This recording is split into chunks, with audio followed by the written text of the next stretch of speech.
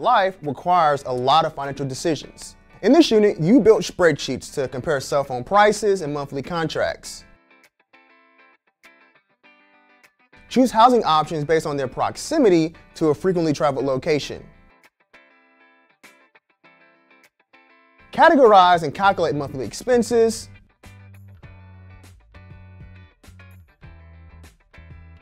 Determine car payments and loan interest amounts.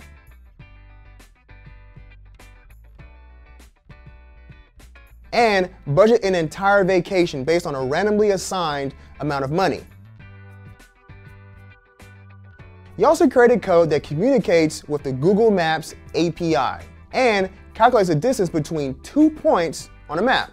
And you use functions and formulas in Google Sheets to help you balance all of your budgets. Budgets are an integral part of life on all levels.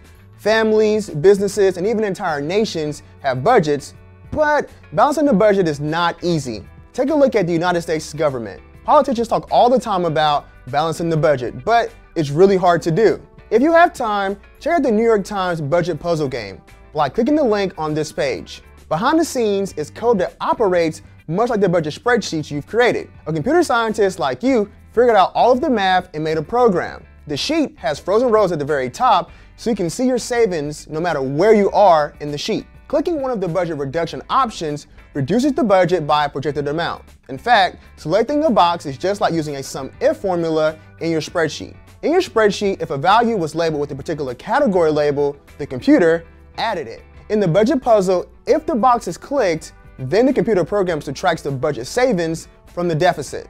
Also, like your spreadsheet, every decision you make in balancing the national budget has its benefits and drawbacks. Check out what supporters and opponents had to say about each decision. Balancing the budget is hard enough for one person. Play around with this tool to get an idea of budgeting for an entire country. Even though national, business, and even family budgets are more complicated than your personal budget, the basic concepts and skills you learned here are applicable to them all. Spreadsheets help you account for and organize all of your income, expenses, and savings. They also help you make sound financial decisions that work best for you. Those decisions may not be the best for other people, but that's okay.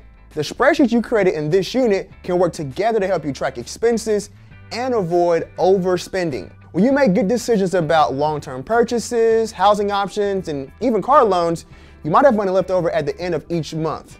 Then, you can save it for a vacation or another large purchase. In order to go on a vacation like the one you planned in the final activity, you must budget other expenses carefully.